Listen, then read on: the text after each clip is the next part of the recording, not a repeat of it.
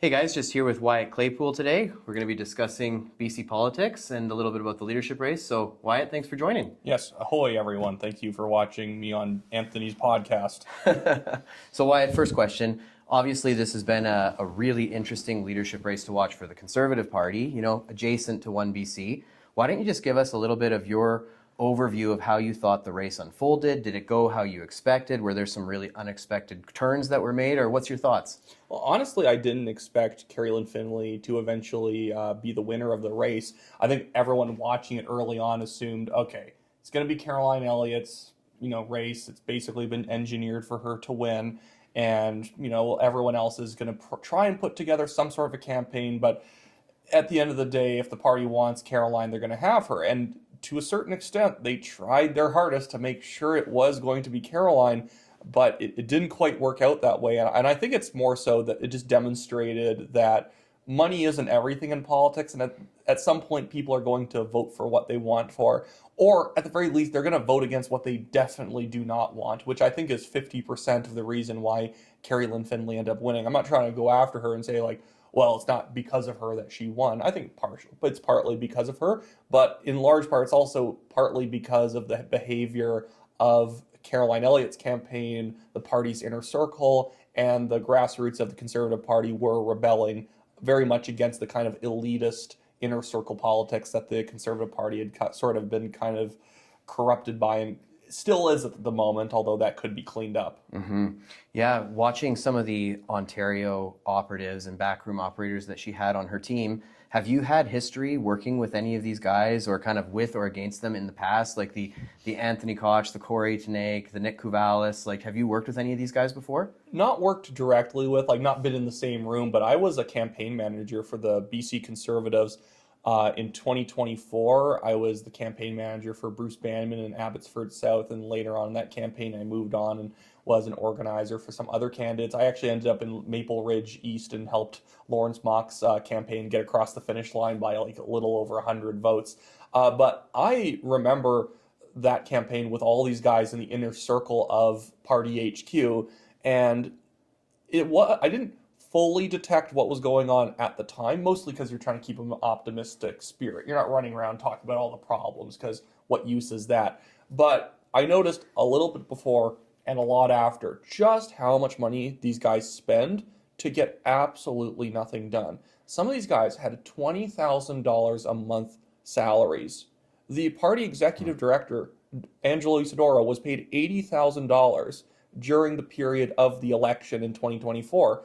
And then you look around the province and you look at the official spending for the BC Conservatives in many of the ridings that the NDP only won by 12%, 9%, 5%, and the Conservatives spent $6,000, $5,000, and their opponents were spending $45,000, $60,000, and in an island riding like Mid-Island Pacific Rim, where the current deeply incompetent healthcare minister is the MLA, she only won by 9% of the vote. Running against a guy who didn't live in the riding, who only spent $5,000 or so. She spent $44,000. You only lose by 9%. You were outspent 6.6 to 1, and your guy wasn't even from the riding. And we're spending $20,000 a month on DCOMS people who we don't know what they're doing at their day job, because the comms, frankly, were just blah on the BC 24, the Conservatives 2024 campaign. Yeah, it was really interesting because from a comms perspective, when you look at Caroline Elliott's campaign, they took an interesting approach, especially towards the end of the race. I mean, they had their director of communications, Katie Merrifield, and Anthony and Nick, essentially throughout the race, but really heavily at the end, just going on X and different platforms and absolutely trashing local grassroots Conservatives. And from a strategy perspective, I couldn't make any sense of it. I really, really wanted to like Katie Merrifield. And I'm not saying this to dig at her, but I don't know what happened with some of these people being very friendly and wanting to chat with people and be friendly. We're all part of the Conservative community. But as soon as it seems like they or their team is not getting what they want, they don't pull back, reassess what they're doing wrong, and try and reapproach voters and try and win them back. It's just the people, their opponents are the problem. Their opponents are just, don't they understand we're supposed to win? That was kind of the the arrogance of that campaign. Don't they understand how many winning campaigns Corey Tenike has been on? Don't they understand that Anthony Koch was on Pure Poilievre's 22 leadership race, which I always like when they pull one of those credits out. Oh, did you know that I was on the obviously winning leadership campaign? You used to be a spokesperson for Aaron O'Toole. I'd rather go back to that as being more representative of a guy like Anthony Koch. You chose to work for the brutally awful Red Tory, and then you tried to redeem yourself by working for Pure Poilievre after that. Yeah. Well, these guys are all now heading back east, and I'm sure with their tail tucked between their legs, because what was it, $1.8 million, I believe, that was raised. And I think that was 3-4 times the amount that Kerry-Lynne Findlay's campaign had raised. So you're right, it certainly proves that money didn't buy this election. But, when we go back and take a look at some of the tactics that were used and some of the turns that came up, you guys obviously were supporting for OneBC, and Dallas Brodie, you were supporting Yuri Fulmer, and he had put forward this platform of uniting the right, work together, ensure that there's not a vote split in the next general. And then when the Conservative Party came out with the decision to utilize the digital verification process, right, with this persona software, do you think that that had an effect, positive or negative, for Yuri's side? What it ends up doing, stuff like that, every time you add an extra barrier to being able to vote, you are slicing off a certain section of people who will vote. That doesn't mean that they're a completely unmotivated voter. What it is doing is adding complexity for people who might not have the time on their hands. This might be the first leadership race they're interacting with. As soon as they don't feel like they understand the race, oftentimes people just kind of nope out of there because they don't feel like they belong once the whole thing feels like, this feels too complicated. Am I really, I don't have time for this. I don't want to do this. And what it did, was that I think what they were hoping for is that the motivated, frankly, lobbyist types and BC Liberal types behind Caroline Elliott, who were going to definitely get verified and vote, was going to offset the grassroots advantages of all the other candidates. And certain candidates like Yuri Fulmer had a lot of connections to the South Asian community. Hey, he owns a lot of businesses. He knows a lot of his franchise owners around the province, or the people who manages his fast food chains and all of his other businesses. He knows a lot of people from that community. He signed up a lot of people. At the same time, as soon as somebody who is from the South Asian community, who's never voted in a leadership race before, is hit with a very cumbersome verification process, they're just not going to be able to do it. Same thing with elderly voters, and we don't cast aspersions at elderly voters like, oh, I can't believe they can't fill this out. They must have been a fraudulent sign up. But that's what the Conservative Party would kind of use as an excuse if people were not able to get signed up. Oh well, we're just trying to prevent fraud from happening. Like, are they admitting that almost 50% of their own signups were fraudulent? Because I don't think so. It's really just that you put a process in place that was tailor-made to make sure that as few people completed it as possible. Yeah, no, it's very interesting, because obviously from the party executive side, there were a lot of posts towards the end celebrating the 90%, 91%, 94% voter turnout for the verification. Yeah. But really, when we put it all into context, we had 16,000 members, many of which signed up just to vote in this leadership race, who ended up not getting verified and not voting. So we'll never really know what the outcome of a full membership vote or a much larger percent membership vote would have been. But I would say that the outcome probably would have favored more towards Kerry-Lynne and Yuri. Yeah. Because a lot of those freedom-based members were very avid online, how they'd have nothing to do with anything that smelled like digital ID. Mm-hmm. But now here's where we're at. Like when we take a look at Yuri's platform, this Unite the Right, that was the position that Dallas and Yuri really came behind. Like, we need to work together. We need to defend the NDP. Now here we are. The race is over. Kerry-Lynne Findlay has won. What does the path forward look like for OneBC? Do you see a path where maybe OneBC is going to work with the Conservatives? What's the future look like? There's always a path to working together. There's no one would ever, you can never say never. A lot of things can happen in politics. I would just say at the moment right now, because there are people online who really want to push towards some sort of merger or some sort of dismantlement of OneBC, or even people who say that I want you to commit to never merging. And it's like, things have to happen. And I'm more so saying that everything's very early these days. We had an agreement with Yuri Fulmer because he can't come to Dallas with a deal saying, hey, if I win, I will guarantee you 5 seats. And of course, we are going to endorse anyone who would come to us with such a deal because it guarantees the voice of OneBC would be carried forward. And we even had a town hall yesterday here in Kelowna where we had a few people asking about how we would work with Kerry-Lynne Findlay. And I think that right now the best role for OneBC is simply to actually grow stronger, to grow more influential, to make sure that the culture of the BC Conservative Party gets pulled towards where OneBC is going. Because right now, a hypothetical scenario, Dallas Brodie just decides, I'm done with OneBC, I'm going to merge back in with the BC Conservatives. Well, what are you merging with right now? I think Kerry-Lynne Findlay could be a really good BC Conservative leader, but there's a lot of tasks, there's a lot of problems that she's going to have to clear up to prove that she's that person. And one of the big problems is that you have a caucus of people who, let's say she wins a majority government. How many of them are actually going to stick to the agenda that the Conservatives run on?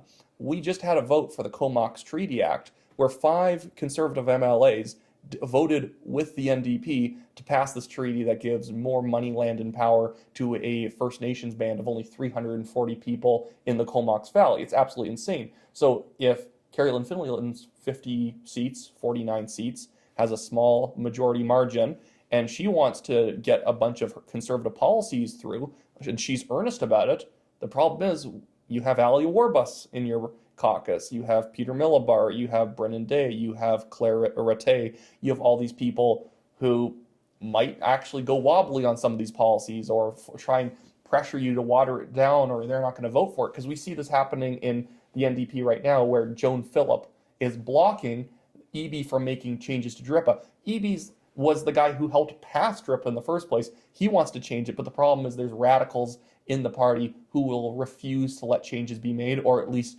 the extent to the changes that Eby wants. And that could happen to Kerry-Lynne Findlay too, if too much kumbaya happens and everyone just pretends to be unified when they're not unified around actual principles of conservatism.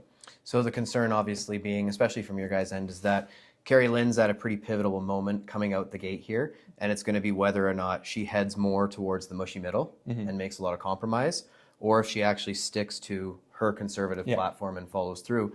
You know, you mentioned challenges within the caucus. I mean, Kerry-Lynne does have her work cut out for her, but what do you think? I mean, you're in a different party, but what do you think is the correct approach? Should she take people like Warbus and push them out completely? Should she try to work with them? Like, what do you think is the correct approach? I think they just have to take away, frankly, the special privileges that have been given to the very liberal members of the Conservative caucus over the past, basically since the last provincial election. The people who have been put on a pedestal are all the people who are least representative of the Conservative base. And I think that they need to start elevating, not artificially, but just equalizing the voice of the different members of caucus and let actual discussions happen and let the best ideas win. And if people don't like that, if people like Warbus don't like a more aggressive stance against reconciliation policies, I invite her to go join the NDP or go join the BC Liberals, because it's better to solve that problem now than to be burned by it when you have a majority government and whoopsie, we actually have about 7 MLAs who will never vote to actually reform major files that need reforming. And Kerry-Lynne Findlay out the gate as leader has made some good decisions. I think that I like the new chief of staff she has, Chris Delaney, associated with Bill Vander Zam's anti-HST campaign. He's actually run his own smaller parties at times, so he's very much into insurgency conservative politics, just as we are. At the same time, Kerry-Lynne Findlay, I would say some negative things that need to be cleaned up are, Twitter posts. She made another one today where it's saying that, the NDP is not doing enough to consult with First Nations, and look at them dropping the ball. I won't drop the ball. Or that the NDP is not pursuing true reconciliation. It's like, guys, stop trying to out-reconciliation the NDP. Stop trying to think that you're going to win middle voters by being mushy. There's no such thing in politics as a moderate voter. If you vote, you passionately care about something. Centre BC is a perfect example of the moderate party. They have no particularly strong positions on anything, and they win nobody, because nobody is just some mushy voter who kind of cares about everything a little bit. Yeah. What do you, speaking of Centre BC and the Liberal Party of British Columbia, what are your thoughts on this former leader of the BC Green Party, Andrew Weaver, working with Mark Marison and a group of other organizers, trying to start up the Liberal Party of British Columbia? A, do you think it's realistic? Do you think they'll pull it off? And B, what do you think the outcome of that would be? I think that they think that they'll pull it off. Of course, Mark Marison used to be the leader of Progress Vancouver at one point, ran for mayor, and actually I think their entire slate ended up getting fined afterwards for finance violations because of Mark. I invite them to start up the BC Liberals because, like, inside baseball, it will hurt the NDP a lot because who the heck's going to vote for the Liberal Party of British Columbia? It's not conservative voters. Yeah, maybe they'll win some. Every new party ends up winning some people from every other party. It just depends on the proportion. And really, it's the net effect that you care about the most. The people who are going to vote for the Liberal Party of British Columbia are going to be, frankly, kind of obstinate federal Liberals who vote NDP on a provincial level because they don't vote conservative. That's just a personality trait of theirs at this point. I don't vote conservative. So if the Liberal Party of BC comes back, they know that David Eby sucks at his job. They know he kind of has to go. But their programming tells them that they cannot vote for a conservative party. And so if you give them a liberal option, the Lower Mainland is going to have probably 15-20% of people uniformly voting BC Liberal across all these ridings. Maybe they'll pick up 2 seats or so. It's not going to be exactly conservative held seats that they're going to get. And then it's just going to open the door for the Conservatives and even OneBC in places like the South Interior and the Island to start picking up seats, because OneBC is very competitive in lots of areas of the Island and the South Interior. We have multiple ridings now where we have over 2,000 identified voters already, and it's over 2 years out from the next election. And it's just because, we're offering something that genuinely no other party is offering right now. Conservatives, they kind of imply that they offer stuff because they are conservative, but that's where Kerry-Lynne Findlay needs to make implication real, text, real platform points, not just, we're conservative, so we're good for the economy. It's like, well, where's the big tax cut? Because it can't just be a boutique little tax credit here and there. That's not compelling. That's what John Rustad ran on in 24, and the crowd went very mild towards all of it. Yeah, well, and it was unbelievable that John Rustad was one of the people who voted in favor of this Comox Treaty. I was blown away that John Rustad did that. Like, that was a bit of a shock to me. I think it's because he used to be the Indigenous Affairs Minister under Christy Clark and Gordon Campbell, and I think it's really hard to kind of admit you're wrong. He was one of the people who was helping put together some of these preliminary agreements for the Comox and Kitselis treaties, and it's hard to go back and rip up all your work and say, yeah, that was bad that I did that. Mm-hmm. We actually heard through some of the MLAs, the BC Conservative Caucus, that the entire BC Conservative Caucus pretty much was planning on voting for the Comox Treaty. And the only reason they didn't vote for it was because Dallas Brodie's speech on Bill 20, going after the treaty, all the money, all of the insane stipulations in it, exposing all of it, that a lot of these guys were like, wow, I didn't know that was in there. Even if you go watch her speech, there's people like Tony Luck in the background. You can hear when she's dropping numbers and they're like, whoa. Because the problem with the Conservatives is that although they're against DRIPA, if you dress up another reconciliation, industry, land back policy without saying DRIPA, now they might vote for it because it sounds very kind to be, trying to have reconciliation and giving self-government to the Comox and whatnot. And that's a problem inside the party. It's almost like Dallas Brodie needs to sit down and do a seminar with the conservative MLAs and say, guys, just because they renamed Tweedledee to Tweedledum does not mean it's a different policy. Just because DRIPA, yes, UNDRIP is mentioned in the Comox Treaty on page 4 or whatever, but it's not DRIPA. So many of them end up getting fooled by the fact that because DRIPA wasn't mentioned, then it's okay. Mm. When we're looking at the potential of a 2028 general election, could be sooner, right? I do think that the part where Yuri in his platform was really pointing out that we can't afford a vote split on the right, now with this potential of a Liberal startup, I know a lot of people say they're just left, but they're really going to still be the centrist option and trying to pull from center right. If we go into a general and we have the NDP, I don't think Centre BC is going to do anything, but maybe they'll partner with Andrew Weaver and go on. Haven't you heard from CTV News? Karen Kirkpatrick and Centre BC are seeing newfound momentum. Yeah, They've never written an article about OneBC having newfound momentum, even though we have polls putting us at 11% in Main Street research. We never get the article, but this party told the CTV News we're doing super well, and they wrote an article about it. When we look at the potential of having 2-3 different options going up against the NDP, any sort of split off the base, it does ultimately hurt the right? It hurts the right when you have several options. The best would obviously be to work together as long as we're still able to uphold true values of conservatism. But from the OneBC side, like from your side, what's the benchmark that you can measure things when you're looking at, okay, the Conservatives are showing progress, now we're willing to work with them, versus perfection? Because at the end of the day, a lot of the critiques of the leadership race were this idea of purity testing. Well, I'm a little bit frustrated with that because I think that at the end of the day, there is some purity testing. We want a conservative leader for the Conservative Party, not a liberal leader. But from your end, being probably the party that's the most right-sided, what would progress look like versus perfection? Is there, like, do you think that it actually can be achieved to see some progress? Like, I don't think the party's ever going to be perfect. Right? No, and no one's out looking for perfection. OneBC isn't perfect. No party's going to be perfect.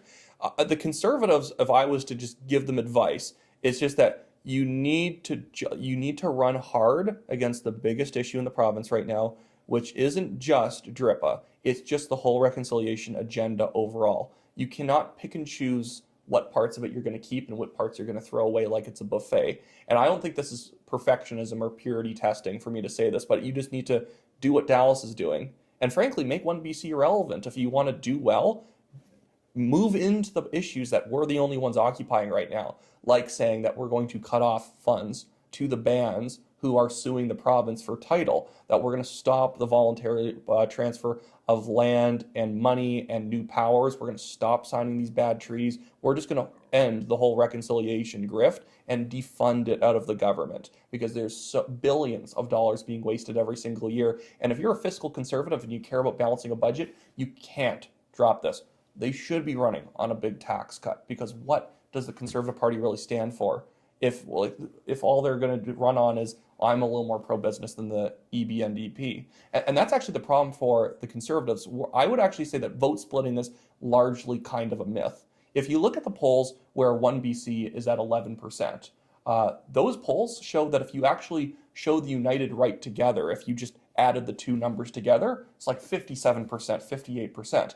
But whenever you take OneBC out of the polls, Conservatives are at 40, 42, 44 maybe. Maybe they gained a few points from us not being around. But we're genuinely expanding the right vote from non-voters, from former what I call hard hat wearing John Horgan NDP guys who just cannot stand the style of David Eby, from very freedom-minded former Green voters, and of course Conservative voters too. But in a lot of ways, OneBC is actually doing a lot to expand the right. And I think that if Kerry-Lynne Findlay wants to be successful, what she can't do is say, I've secured the right flank. Now time to run towards the middle, because what you're going to do is lose that right flank by thinking that you have them in the bag. Mm-hmm. Now, what about, have you been with OneBC essentially since the very beginning? Oh, yeah, absolutely. Okay, so I was with Dallas, and Dallas basically as soon as she was kicked out of the party. Okay, so you've been there from the beginning. A lot of the common conceptions today, whether it's within caucus, surrounding caucus, from the Conservatives, is this idea, and I think some of it's been propagated messaging, but the idea that no one can work with Dallas Brodie, that she's impossible to work with, she's hard to work for. You've worked with her closer than anyone. What's your response to that? What are your thoughts on that? A good way of determining whether somebody is hard to work with or not is how much work do they get done when they're by themselves. And Dallas Brodie gets more work done than any of the other MLAs. Yeah, some of these guys will say, but I'm in committee meetings fighting all day long. And it's like, nobody cares. You're doing silly, busy work, standing up, asking a minister boring questions about where is this $30,000 going in the budget that no one's ever going to see. She's a highly productive MLA, and all the people who actually always say, oh, she's hard to work with, she's erratic, are all the people who usually end up being the people who are difficult to work with. You know, people who end up helping knife OneBC in the back in December, people who are constantly trying to get people to work with them on other ventures they're talking about in the background, and they're getting hard rejected because they're in fact the ones that people don't want to work with. A lot of the rumors about Dallas Brodie were started by people on Caroline Elliott's campaign. It was started by people who were trying to destroy OneBC in December because they were working with people in the Conservative Party trying to basically backdoor their way back into the Conservatives.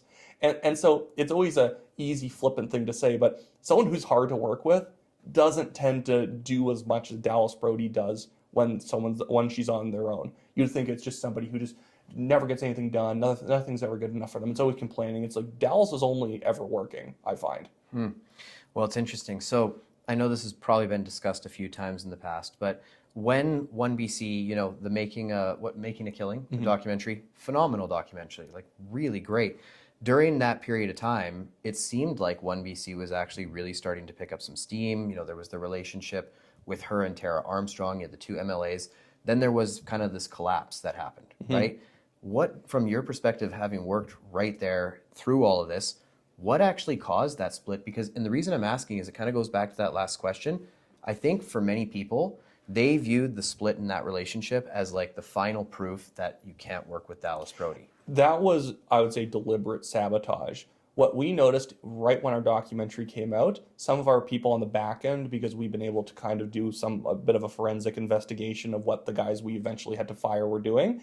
And right before, this is before the split happens, before any problems arise in sort of mid-December, suddenly all of our petitions that we have on our website that we use to be able to connect with voters on different issues that they care about, all the petitions started getting disconnected off the website, so they weren't connected to the Google Forms. Suddenly, Dallas was never actually being used in any of the graphics of the party. It was only ever Tara Armstrong's photo in all of the graphics, even if it was specifically an issue that Dallas was the main person actually talking about. It was very clearly they were doing things to try and get a rise out of Dallas, who's always kind of a little, especially at that time, quite stressed because she's the one always taking, slings and arrows from the media and from the opposition and the Conservative Party, or from the NDP and the Conservatives. And they would start trying to argue with her all the time. We had this junior employee, Othman McLoofy, who was a big fan of Kerry-Lynne Findlay, don't you know? Yes. Started deliberately trying to provoke her in the office and arguing with her, saying, "Oh, you're Canadian Mitt Romney if you don't want to do this or that." And she's just like wondering what the heck's going on. Why is everyone being hostile? Tara Armstrong and Tim Thielman and Paul Ratchford started in December having really hostile meetings with her, where they would bring her on to some sort of Zoom call and just yell at her about everything she's doing wrong. And it was just obviously almost meant to try and get under her skin. It was very strange. And then Tim Thielman eventually randomly tries to fire Dallas's personal assistant for no reason, for having fair complaints about Othman McLoofy being a complete freak working for us, not getting any work done, saying insane things on all of his anonymous X accounts. And then people wonder why Dallas eventually makes the executive decision, "No, you're not firing my assistant. In fact, you're all fired." That's effectively what happened. And who's working with Tara Armstrong right now? Has anyone seen Tara Armstrong? Has she made a video? Has she done anything? She sits in her office all day long doing nothing. And Tim Thielman writes her a script, and she goes upstairs, and half the time she gets in trouble because he words something so provocatively for attention that she didn't even know it was in there. Yeah. So interesting on this. So there's some rumors here. You might be able to verify them or not, but some of the rumors are that when this kind of somewhat collapse happened between Tara Armstrong and Dallas Brodie, that this was coordinated from the executive side of the Conservative Party of BC. And here's why some of these rumors are circulating right now. Tim Thielman, former staffer with you guys, with OneBC, he, I believe right now, is suing Dallas Brodie for wrongful termination using the attorney, this is what I've heard, Bruce Halser, the attorney for the Conservative Party of British Columbia. Now, that's one piece where we've got this connection from a staffer directly connected with the Conservative Party of BC at the executive level. The other one that I've heard, another thing, when I met Othman McLoofy, he was constantly, I met at the CSFN event, constantly, everywhere that I saw Angelo, right next to him was Othman McLoofy. Constantly together, those two, absolutely inseparable.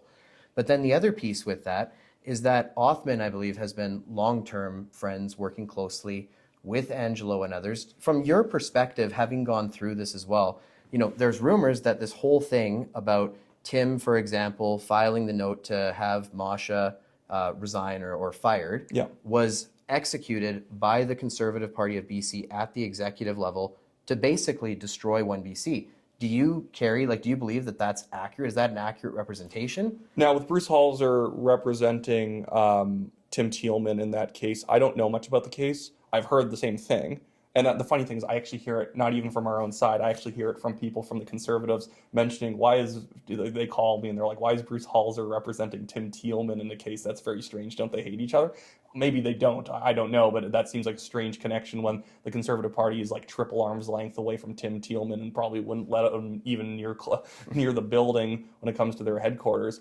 But yeah, well, I was having people literally call me and tell me, oh yeah, Jeff Russ from Without Diminishment in the National Post was bragging that Othman and McLuffy tells him everything that goes on at OneBC every day in the office. He leaks chats, he tells them day to day what our strategy is, and the fact that he hangs out so closely with people like Angelo Isidoro and Anthony Koch tells me that it's effectively a planted mole, and he actually tried to get hired onto Kerry-Lynne Findlay's leadership campaign. At the same time, he was posting about how wonderful Kerry-Lynne Elliott is and how I'm a bad person for criticizing her. In fact, I even warned the KLF campaign, do not hire this freak. If you hire him, you do not deserve to win if you can't figure out who's a mole and who isn't. Well, one of the things for me that's been frustrating, you've got such a much longer term workaround with being involved in politics, provincially and federally. For myself, all fairly new. But the more that I've gotten involved and the more conversations and relationships that I've built, one of the things that I find very apparent and very frustrating is it seems as though there are these kind of low-level, scummy political operatives and workers who seem to be constantly either ass-kissing or playing all kinds of underhanded games just to maintain position. And this is what I want to ask you directly, because this comes up all the time. This is the best word to describe what these people are comes from former, actually, BC Conservative organizer, and he actually used to be the leader of the Green Party in the 90s, Stuart Parker, calls them courtiers. They don't have any skills, but they ferry people around, they network, they make sure to shake hands with all the right people, they make sure to they're basically promoters, they're people who make their people feel comfortable. No actual organizing skills, no actual communication skills. Simply, they just know how to squire around politicians to meet the right people, even though they themselves are just empty shells of human beings. Well, I'd like to ask you this, because a lot of people bring it up, and I think it's super unfounded. But a lot of people will say, oh yeah, Wyatt Claypool, same exact group as that crew. He's doing this for his high-paid position with OneBC. Would you like to address that directly? An MLA in their caucus, Brennan Day, who has since, I think he actually deleted his X account. I'm not sure if it's back now. But I remember when I first started working for Dallas and Terra back in the spring of 2025, he had posted angrily online that we're gonna FOIA request how much you're making. I make $25,000 a year. This is effectively a hobby. I do it for the love of the game at this point. But yeah, like all these guys, who the accusation only ever proves that it's true against themselves when they try and deflect towards other people. Well, you're also somebody from out in Alberta coming into BC politics. Yeah, but I'm not doing it respectfully. I'm also sticking around when it's boring. I'm not just showing up for the high-paid provincial elections and leadership races. I'm here for the legislative sessions where it feels completely comatose in the legislature if you're trying to get something going. There's a big difference between someone who actually cares about British Columbia and the country in general and people who only show up when there's a bag of cash available. Mm-hmm. Yeah, 100%. Yeah, ultimately, at the end of the day, my hope is I think that for the good of the province of British Columbia, all of us who carry strong conservative principles and values, I would love to see us be able to work together. And I've mentioned to you a couple ways that I think that could be possible in the future.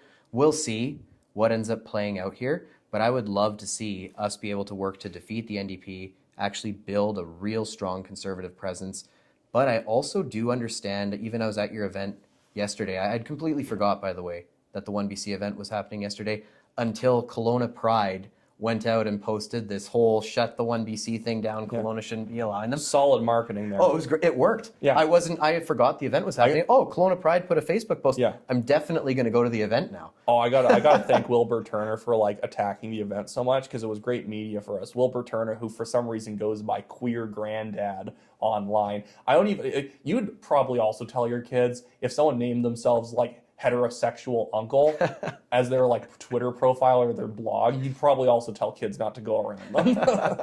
No, it's funny. It was great going to the event, walking in. I got to walk into some beautiful drum beat music, and I had a welcoming committee with the protesters. So it just sometimes, you know what, you can judge a movement a little bit by which enemies that it makes. And I think if you were to use that benchmark with 1BC, one of the things that they have is if you judge the movement based on who they've pissed off, they've kind of pissed off all the right people. Yeah. Right? And so at the end of the day, it'd be wonderful to see us have this ability to work together. I think probably the most likely outcome for that to happen would be if the Liberals start up. I think if the Liberals start up, it's going to force Kerry-Lynne Findlay to go more to the right and try to recuperate some support from the right-sided base. So I think that would be a possibility. I'm hopeful. We'll see what happens. And this is just a general lesson in politics, is that when people vote for incumbents when they're happy. And if they're not happy, the only way they're going to vote for the incumbent is when the opposition offers nothing.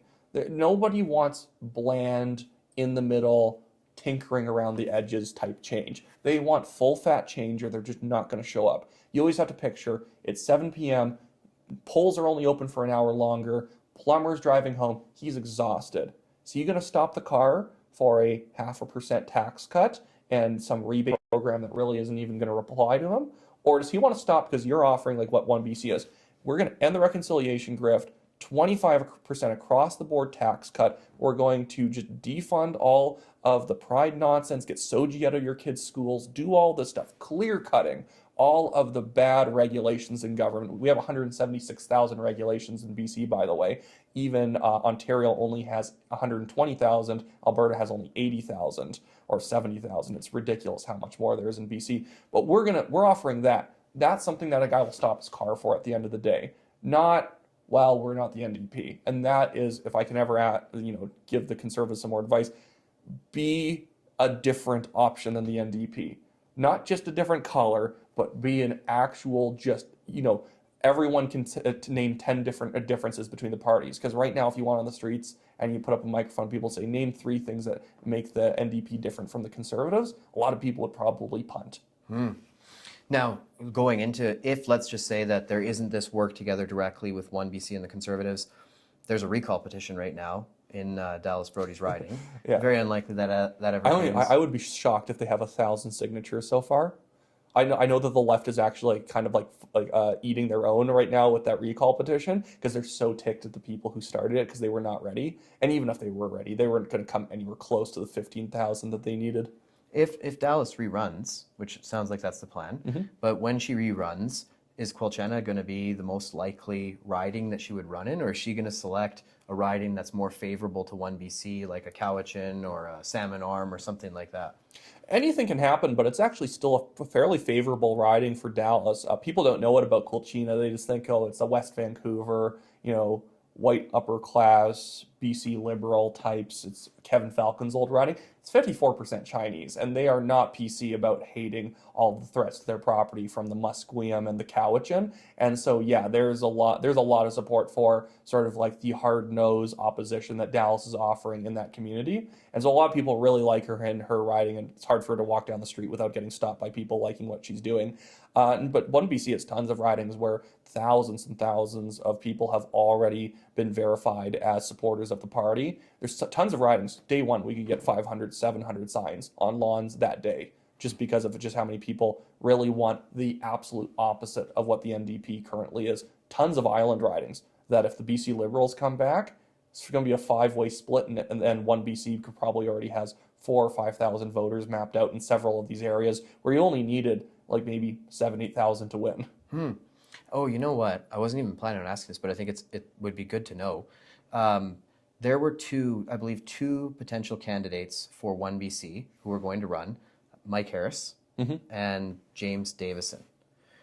Mike Harris is now, I believe, planning to run for the Malahat riding for the Conservatives. And James Davison, I have no idea. James Davison, we only parted ways just because he wanted to do more activism around recalling David Eby, and our position is just that as a party, we're not openly going to promote recalling anyone because then it gets too much into the business of, if we go after David Eby.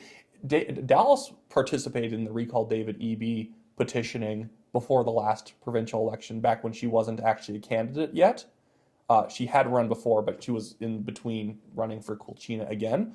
And she didn't participate in that, but we just don't want to back up recalling anyone. So we don't have any bad relationship with James Davidson. It's just not the activism the party was going to be involved with. And then Mike Harris, I think he's been kind of flip-flopping back and forth on what he's doing with the Conservatives. I've gotten calls from him where he's like, on board with us, and then he's not on board with us, then he's on board with us again. It depends on what's going on inside the BC Conservatives usually that week. Yeah, interesting. Well, this idea of, let me ask you this, so just to touch on the recall David Eby thing. When we look at the last federal election, right, you had the Conservative Party at the federal level pulling significantly ahead of the Liberals when they had Justin Trudeau. And then the Conservatives went out and heavily funded and pushed for getting rid of Justin Trudeau. Well, lo and behold, then comes up Mark Carney. Mark Carney starts to gain, favorability, pushes the whole anti-Trump card. Do you think provincially, like this is where I've really landed, aren't we better off, like if at all possible, to do everything to not push David Eby out of leadership because we have a better chance at winning against him? I think you very rarely should ever be running against the leader when there's a better opportunity to run against the party. I think that you should be running against the NDP as a party rather than just David Eby as a person, because they could do the swap. And that, again, is what OneBC is focusing on doing. It's about the big issues that the NDP are going to be offside on, regardless of who the leader is. If you focus on the radicalism of David Eby, and it's fine to mention at times, but if you focus too much on that, you create this false idea that, well, he's the problem. And if you get rid of him, problem solved. And we see that with Mark Carney. Mark Carney comes in as the guy who was literally the economic advisor to Justin Trudeau from like November 2020 until Justin Trudeau stepped down. And now he's prime minister and everything's still as bad as it was before, pretty much. Well, who could have guessed? But the problem is they ran so hard against Justin Trudeau, it artificially seemed like a big problem was solved by getting rid of Trudeau. And so right now I think they need to focus on, it's the reconciliation industry that's the problem. It's the addictions industry that's the problem. It's the terrible tax rates, regulations. We need to cut spending in government, including in healthcare and education. I hate whenever the Conservatives in QP will bring up the NDP's overspending. And then they're like, you want to cut healthcare and education. That's usually the response back from the finance minister, Brenda Bailey, or the health minister, Olson. And the Conservatives will clamp up and be like, oh, we don't want to cut spending in healthcare. In fact, you guys have been cutting old age security programs for the North. And it's like, guys, stop getting cold feet. We spend, from 1993, already adjusted for inflation, we are spending 48% more for each person in BC for healthcare per year than we did in 1993 today. And wait times are up 330%. It went from about 10 and a half week wait times for like a major surgery, like a knee surgery, hip replacement, something like that. And it's gone to like 34 weeks or more. So we've had a massive increase for a lot of money, for a lot more money. It has nothing to do, the dollars do not equal quality, just like on leadership campaigns. And so I think that the Conservative Party, again, don't run against David Eby, run against the system. Run against the reconciliation industry, run against the corruption, run against the mismanagement. Don't even bring him up. He's irrelevant. Who cares about Gumby over there? It doesn't matter. Well, yeah, and you know what? Probably to make that even more crucial, we've been seeing a lot of kind of hidden half messages from a fellow like Brad West, mayor of Port Coquitlam. If Brad West were to become the leader of the NDP, which is, I'd say 50-50, right? But if Brad West becomes the leader of the NDP, that's a much more centrist-looking figure, right? Who's even kind of favorable to some Conservatives. I wonder how fast Anthony Koch is going to be on his campaign, because all these guys are all promoting Eric Lombardi right now in Ontario. And I know that Doug Ford sucks. I'd never vote for him. I'd vote for the New Blue Party. But yeah, like he is very much going for that like kind of Zoomer millennial. I'm like culturally conservative but socially left-wing kind of a, or like fiscally left-wing kind of an approach. So yeah, 100%. So I think you're absolutely right. We need to focus on the failures of the NDP, the poor policy positions of the NDP, because we can't count on David Eby being the leader. I actually personally think that it's unlikely that we'll be going into another election against David Eby. OneBC, we actually have a poll in the field right now. the Great Canadian Bagel, Chris, is our pollster. He's actually very, very good at his job. One of the most accurate polling projectionists. Him and Shreya Teest kind of go back and forth on who's better at projecting the results of elections. He does his good own polls, and we just pay him basically, here's $1,000 or whatever, so you can increase your sample sizes. And he's one of the polls that puts us at 11%. But to be fair, Main Street Research, who's definitely not paid by us at all, and if anything, they're a little more of a liberal-leaning polling company with Kudo Maggie leading it. Not that they're not trying to be accurate, but it's not like the culture there is super conservative. They also put us at 11. But in his next poll, we're going to be asking people, do you think David Eby is going to be leading the NDP into the next election? I'd like to see what the general consensus is on that. Yeah, it'd be very, very interesting to see. He's pretty hated, though, even by his own caucus, right? I think they're split. That's going to be a civil war if he isn't the leader, because how are the Rohini Auroras and the Lisa Bears and like the really left-wing Brittany Andersons going to be able to justify themselves in a caucus if Ravi Kahlon even becomes the NDP leader, who'd be more of a safer choice? Brad West too, because David Eby, although he's trying to reform DRIPA a little bit because he realizes it's a political liability, that he is still kind of the avatar of the hard left of that party, of the Nikki Sharmas, of all these individuals who call it trans genocide or whatever if you want to get rid of Soji.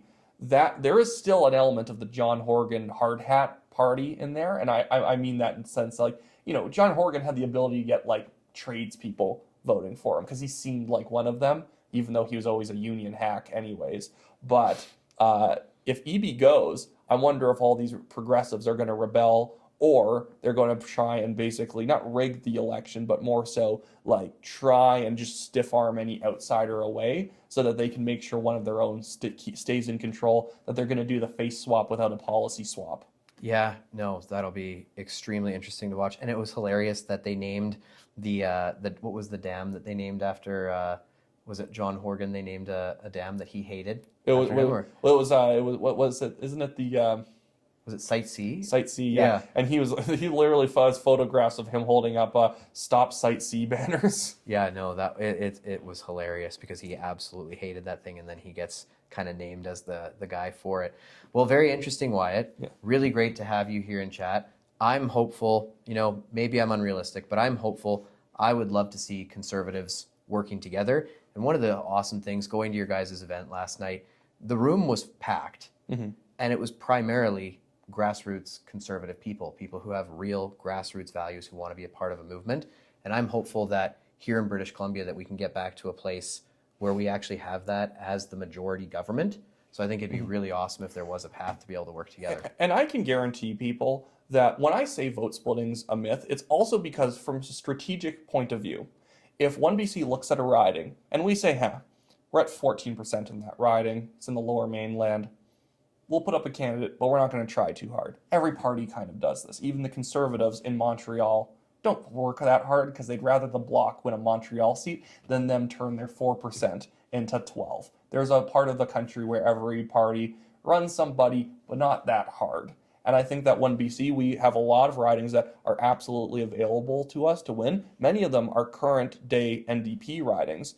And, we'll take a longer, harder look at that riding coming towards an election. And those might be even places where the Conservatives say, hey, well, we only dropped like $5,000 in that place last time. We don't really want to take this one on. We'll put in a candidate. But OneBC already has 500 signs in the lawn, so we'll just kind of pump the brakes. Every party understands where they need to pump the brakes a little bit because it wouldn't benefit them politically to go hard. This happens even with the Greens. Sometimes let the Greens take an NDP seat. We're just going to get in the way if we try and fight the Greens for those kind of more freedom-oriented kind of granola island voters. Because oddly enough, there's actually kind of a strange kind of green conservative or green OneBC switch voter who's very concerned about freedom issues. And the Green Party, they'll vote for them if conservatives aren't running. But these days, many of these people vote conservative because we're against vaccine mandates, we're against insane food regulations and stuff like that. Yeah, but one of the things that Dallas said last night, she said that the plan was to prepare moving forward to put forward 93 candidates for all of the ridings. Wouldn't you say that would be, as far as for British Columbia and the actual outcome going against the NDP, wouldn't that be the worst possible outcome for the right? No, at the end of the day, people vote for the party they want to vote for. If the Conservatives are doing a good job, they'll make us irrelevant. If they aren't doing a good job, OneBC will be very relevant. And what I'm saying is that every party isn't strategically dumb. If we know we internally we're at, let's say, I'm not even going to name a riding because that just turns into endless speculation. But you have a riding where you have already 30% of the vote, 35% of the vote with OneBC. Of course, we're going to really put the foot in the gas there, and the Conservatives would be dumb to say, hey, we're going to push our foot on the gas too, even though we're only at 25. OneBC understands, hey, this riding we're only at 10% in. We don't really be a disruptive force in a debate that's really about the NDP and the Conservatives in this riding, and we would want the same grace extended to us if they see on an island riding, OneBC is really the one that's, grabbing the brass ring here. We still have a candidate, but, we're not going to exactly promote him too much. Are you planning on running for OneBC?